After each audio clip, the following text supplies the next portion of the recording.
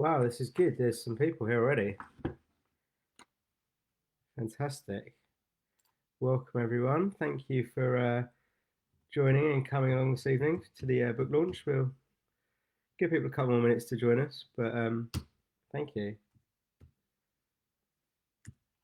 Just get myself set up.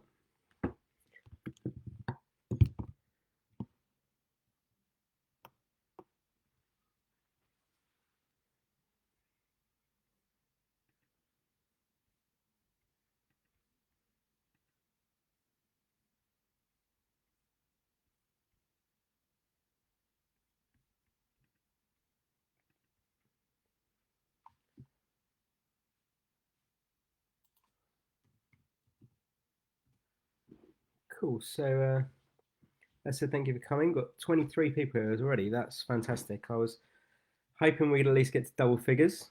Let me just try and adjust that a little bit. Sounds still too bright.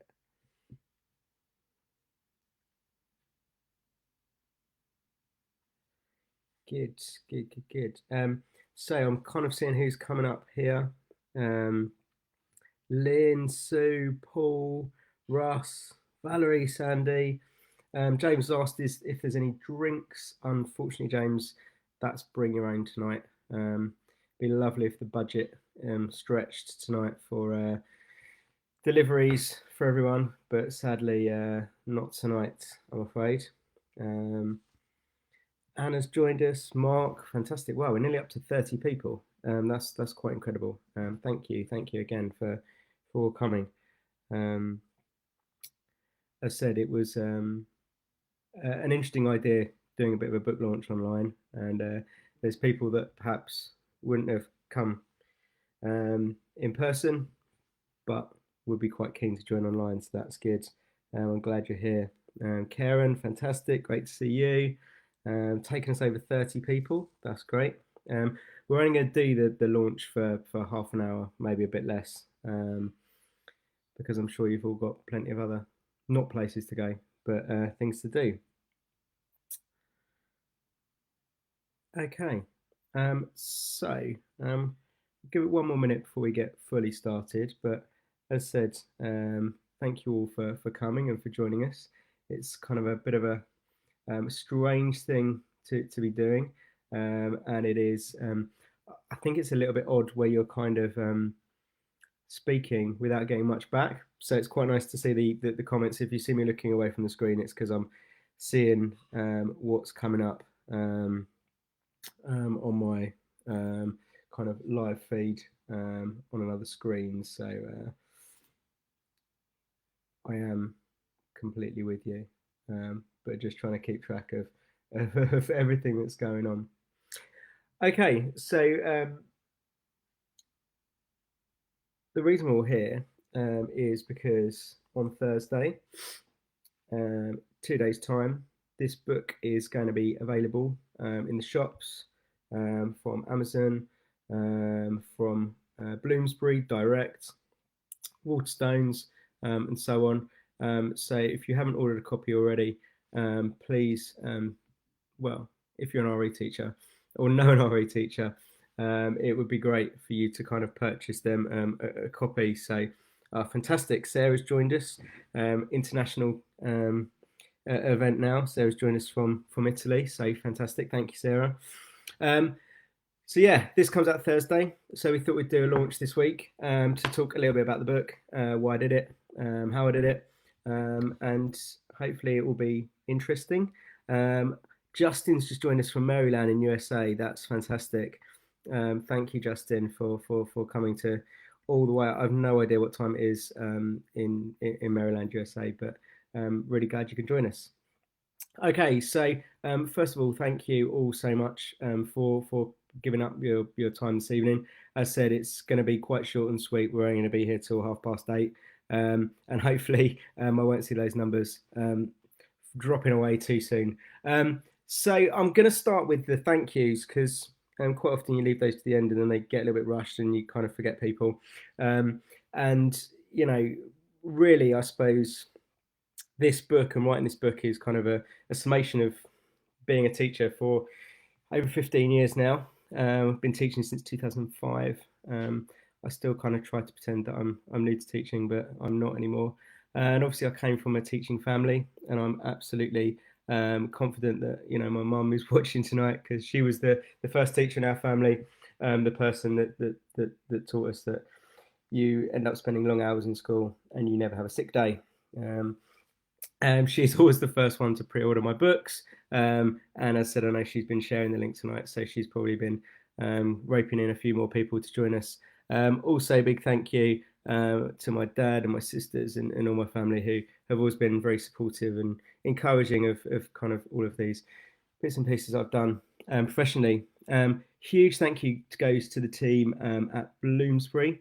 They are also hosting this live stream on their website today. They have been a fantastic team to work with, in particular Hannah, Chloe, Sarah. They've kind of taken my very rough and ready ideas to something that looks like a really professional and fantastic book. So big thank you to them, and anyone who's watching on the Bloomsbury page.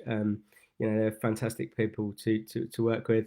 In the front of the book, I've written kind of, I suppose, a bit of my journey, really. And there's a huge number of people that I've worked with that have been thanked there, because actually these ideas in this book are not all my own. They're kind of a collection of ideas that I've picked up along the way from working with some fantastic people. I'm really lucky to work at 3 fantastic schools, but my training, my whole kind of journey as an RE teacher has been one a great privilege. And I'm still in contact with my first mentor, Joe Heppel. I don't know if he's here tonight, but we used to talk a lot about Bob Dylan, and I'm sure there's an RE textbook in Bob Dylan and RE. It's probably number 1 in the series. Number 2 would then be Bruce Springsteen and Bob Dylan. I don't know what number 3 would be. Maybe Stormzy. But big thank you to all of them. But also a big thank you to the RE community that have kind of helped with the process of writing this book, with the reviewing, with the offering of ideas. This is not just me. This really is kind of a collective effort from people that have really helped in so many different ways. Are these all things that I do every day in my classroom?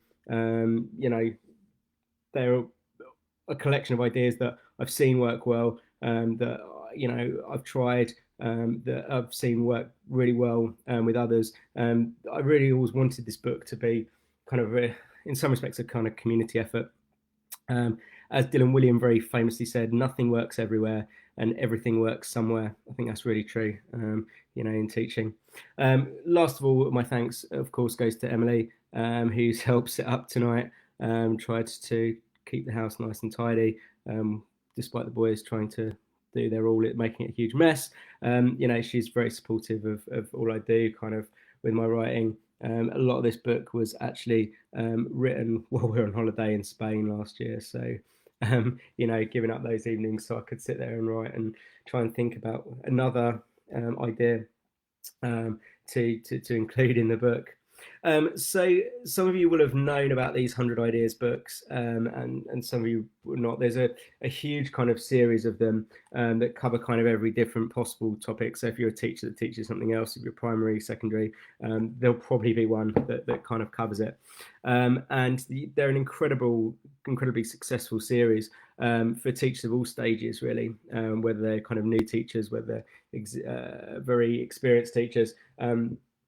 And that kind of presents a challenge in itself, how you can present something that's useful to everyone, that can kind of inspire people that are at the beginning of their career, but also people that are further on in their career. That's, a real challenge. But for me, it was kind of a real privilege and an honor to be asked to do it, really. And so, I'm, as I said before, hugely grateful to Bloomsbury for asking me to do that.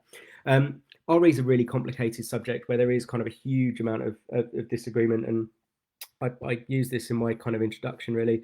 There's a Jewish proverb about there being 2 Jews and 3's opinions, and I think that's true about religion. It's true about RE, and for me, there's lots of discussions that go on in RE, but the most important thing is what goes on in the classroom, what actually is delivered to the students on a day-to-day basis. You'll quite often hear me saying that that's a really interesting debate. That's it's something that's really fantastic for us to discuss as professionals, as experts. But how does that help me with year 9 on a wet and windy Wednesday afternoon? That's what's kind of really important. So I kind of focused in on 4 real areas that I think are important in RE. First of all, is kind of the depth versus breadth debate. How many different religions do we study? How many non-religious worldviews do we study? How do we get that balance between Abrahamic faiths and the Dharmic faiths? I think the second area is the competing disciplines. RE is quite a new subject. I don't know if it's actually can it be considered a subject, a discipline in the same way that maybe history or geography can. It's kind of a multidisciplinary, interdisciplinary subject. It's theology, it's philosophy, it's history, it's social sciences. And I think that kind of creates a really interesting but complex interplay. I think the third point is its relevance and its engagement as a subject. There's plenty of us who will talk about the fact that RE is the most important subject in the world, but there's lots of people that think it shouldn't even be on the curriculum. My argument is always that I think we need RE to understand the world, and I kind of quite often default back to Richard Dawkins in the God Delusion book, where he talks about the fact that he absolutely believes that students should be studying the King James version of the Bible, because if they don't, they're missing a huge chunk of kind of cultural literacy. And it's kind of when you're using Richard Dawkins as kind of one of your big supporters for RE, that actually there is something really important about the subject in a very wide and broad sense. I think that the trouble is for RE, it has always kind of had to fight its corner. It's not included in the UBAC. It's struggled. It's struggled with its identity. It's struggled from being RI. Some of you might remember it being religious instruction, and it teaching you how to be a Christian, for example. And that's not what the modern RE classroom is like, really. Have we, as a result, tried to be more entertaining than actually teaching? And that kind of leads us on to the fourth area of kind of difficulty within RE, is that we really haven't quite got our purpose and our aims sorted. So if someone comes in and wants to see my lesson and see what's going on in my classroom, actually my lessons are quite simple in their structure. There'll be a recap, there'll be an explanation, we'll do some modeling, and then the students will do some practice. And actually you could argue that there's your book, there's 4 things that you do, but actually I firmly believe that each of those things can be done better. And thinking about ways in which you can do them kind of more effectively. And so, this book really represents what I think are worthwhile techniques to help children learn. Again, in the instruction, I say that what you can't do is kind of read the book and think, oh, that sounds like a fun activity. Let's build a lesson around that. That just doesn't work. You need to be really clear on what you want to teach them, and then work out what's the most effective way in doing that. So the other kind of question I suppose I had when I was writing this is, how different is teaching RE to any other subject? And actually, one of the things that I tried to do with this book is pick some specific concepts and work out exactly how I would teach that particular thing, rather than just be looking for kind of these generic tools that could be in danger of becoming kind of a gimmick and a fad. And I think we have got to be careful that we're not focused on what the students are doing. It is about what they're learning and how we can do that most effectively.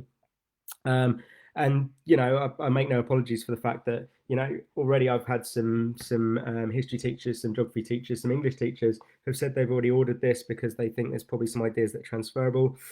Yep, I'm opening up the market there.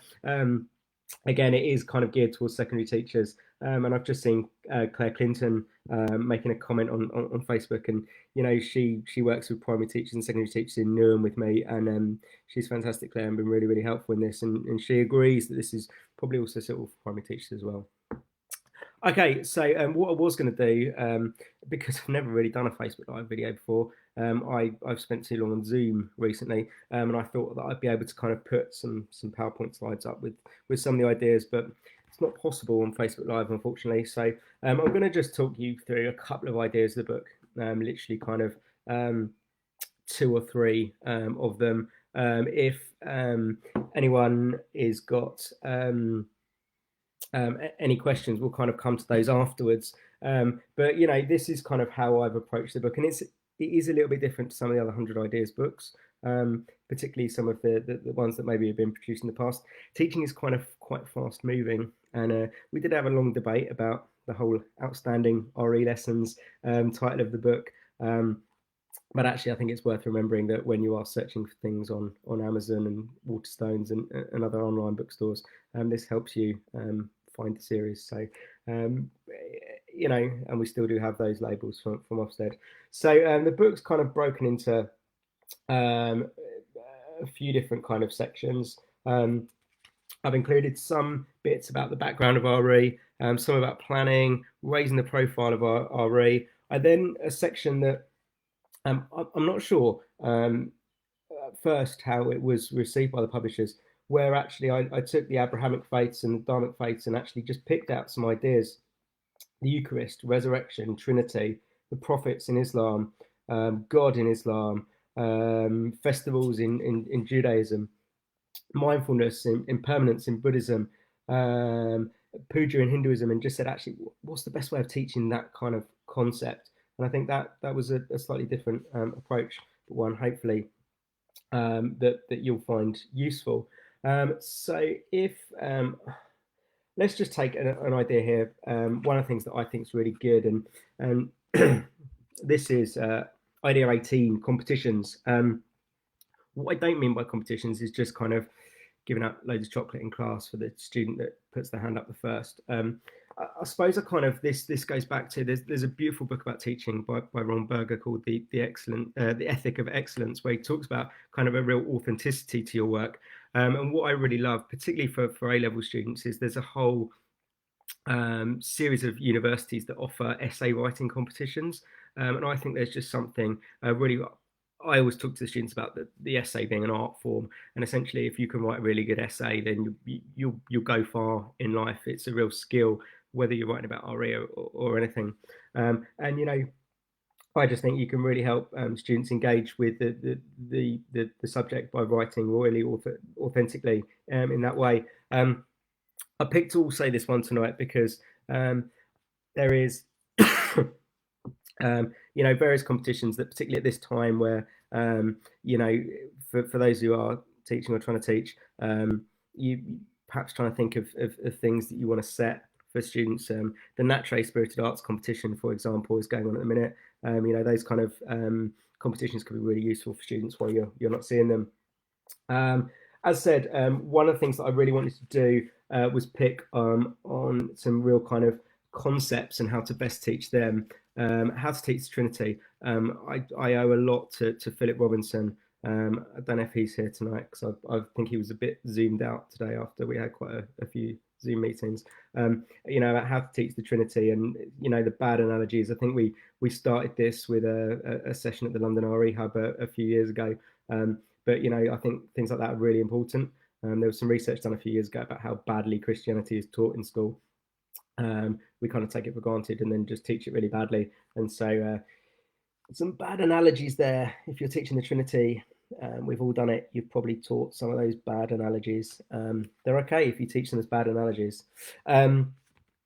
What else? So we did pick on some of the Dharmic faiths. I like this. I really like this lesson on, let me get it right, impermanence. I think Neil McCain suggested this one to me on Buddhism. I really just like the idea, particularly teaching some quite football mad boys. The idea of, you know, showing them different England team photos and just that kind of that change over time. What's the same? What's different? You know, when you look at the 1966 team, maybe the 1990 team, and then the 2020 team. What's the same? What's different?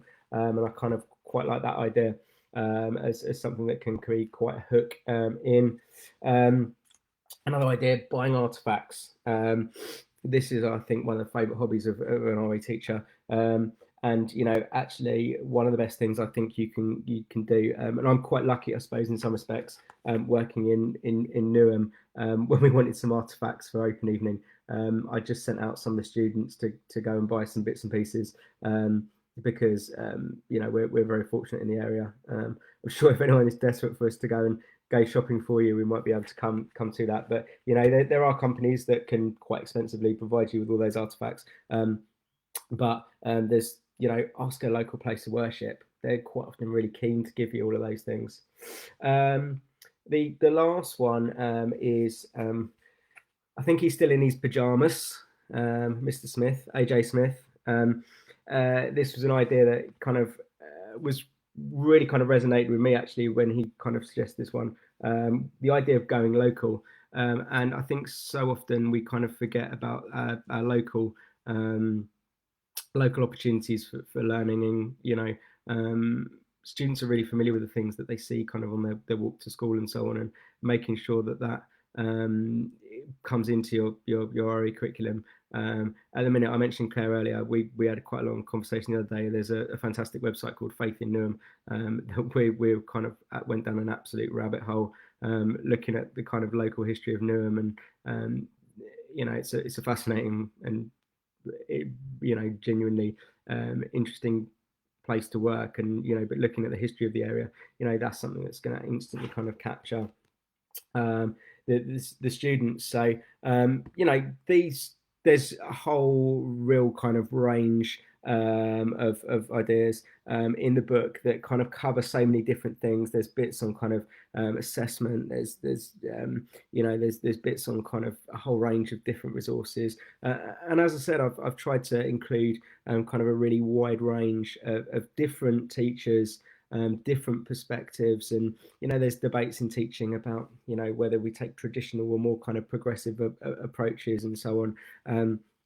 But actually there's a place for a lot of these different things if you're really clear on how best you're using them. So that kind of just shares a little bit with the book. I kind of tentatively said that I might do some questions if anyone had any questions. I've got a few kind of streams going here, so I don't even know if and where I'll see kind of those questions. And there was a few kind of questions that were sent to me by direct messenger, so I can't see any questions coming up. So I'll kind of take some of these that I was sent kind of earlier. First of all, one of the big debates at the minute is, should we change the subject to worldviews? I think I include kind of a bit of the history of the name of RE in here, and it has a wide and varied history. And I've already talked about the fact that it's quite a new subject in some respects. There's some people that talk about the fact we need to rename it. A lot of schools do have to, for various different reasons, have renamed RE to all kinds of different things. Genuinely, the funniest example I've heard of this, people have heard me talk about this before. There was a school that named the subject Citizen, Religion and Philosophy, and didn't realise the problem until they printed out the name badge for the head of crap on open evening. But there's all kinds of weird and wonderful names that exist out there for the subject. A lot of people moved away from including religion in the name, just calling it philosophy and ethics, for example, because they didn't want their students to know that they were going to have to study religion, and then they got a really big shock on results day because they then got a A-level certificate in religious studies, and they said, no, I did philosophy and ethics. I'm not convinced by the name Worldviews yet. I think that the name change is a bit of a red herring for us.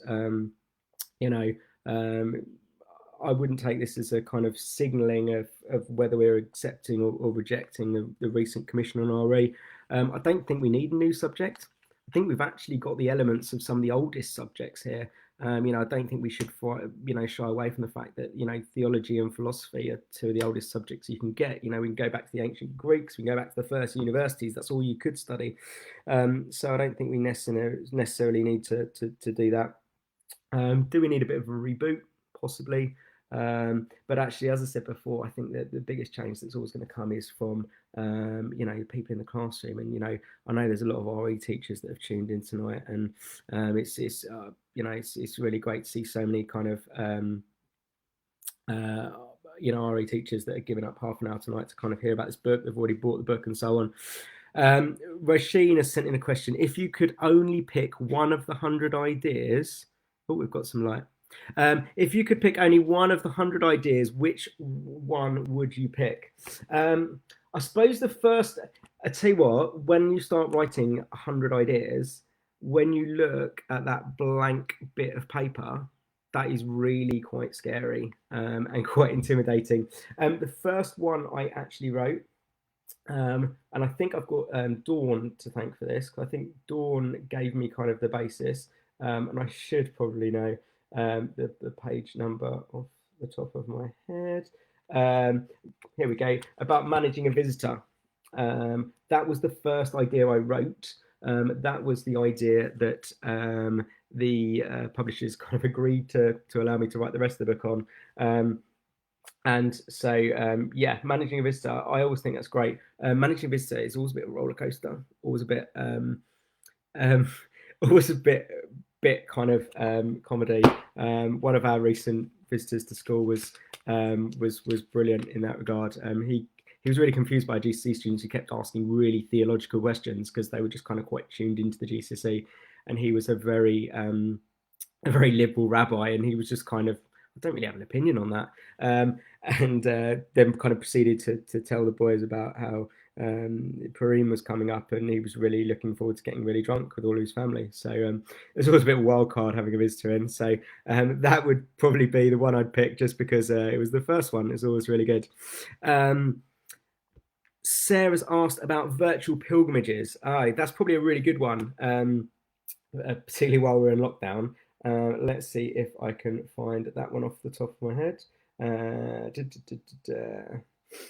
Yeah, because the idea, when we're stuck at home, there's so many resources now for doing virtual pilgrimages. I mean, even the other day, the Jewish Museum, which is a fantastic place to visit, they're doing virtual trips of the school trips of the museum. So check that one out. But there's lots of different ways in which we can now do kind of virtual pilgrimages. We had Google come into school, and they had kind of these the Google glasses things where you can kind of do 3D ones, which were incredibly cool. But there's Google Maps. Just if you do effectively like Google Street View, everyone's looked at their house on Google Street View. Go and look at the Golden Temple in Amritsar. It is amazing. You can walk all through the temple. Really good task to be setting at this time.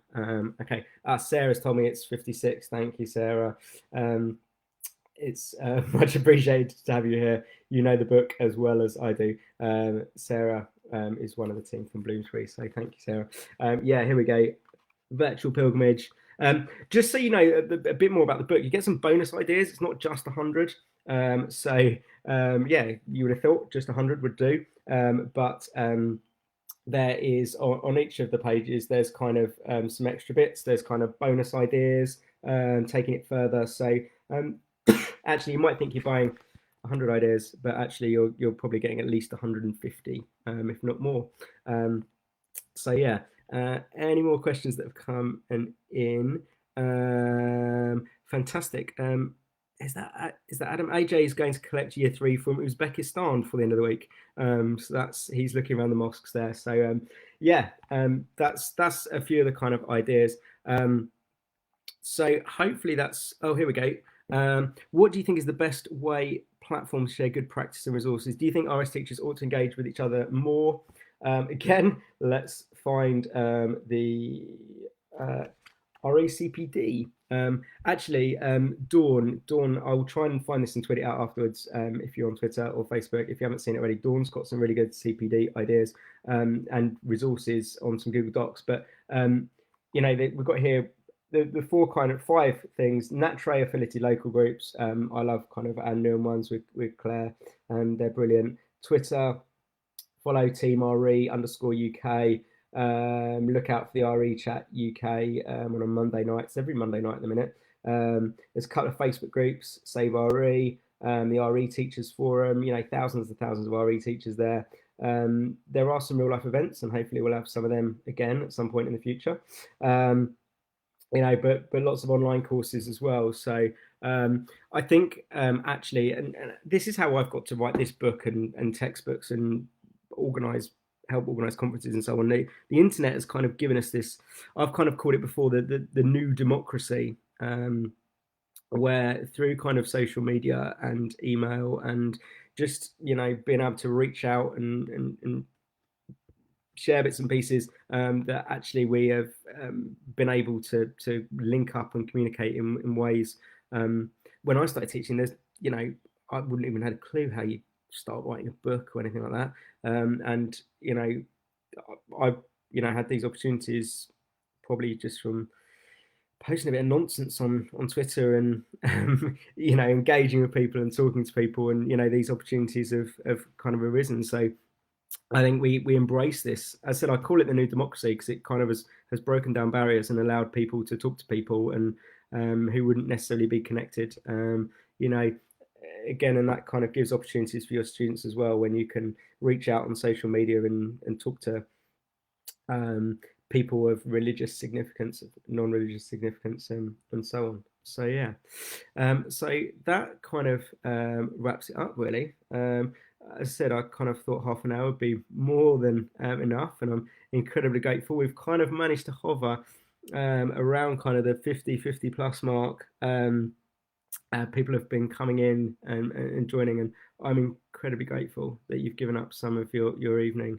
Um, Incredibly grateful that many of you have already bought the book, which is that's always kind of the real kind of humbling part of all of this, that some of you are going to own a book that kind of sums up the last 15 years of my career. So yeah, I think we're done. Hopefully I've answered some of your questions. As I said, huge thanks for you coming along tonight and joining in, whether you've been on the Acro page, who have kindly agreed to host us tonight, or on the Bloomsbury page. The video will be there, so you can watch it again. What else have we got to do during lockdown? But yeah, particularly those friends and family who know nothing about RE, or certainly don't teach RE. Thank you, particularly friends, family. You've been very kind tonight. So the book launch is over. Thanks ever so much. I'll be kind of around on Twitter and social media later this evening. So if you've got any more questions, feel free. All right. Take care. I've been Andy Lewis, and this is 100 Ideas for Secondary Teachers Outstanding RE Lessons, officially out on Thursday. Maybe some of those Amazon copies will be dropping through the door earlier this week. All right. Thanks ever so much. Bye bye. Take care.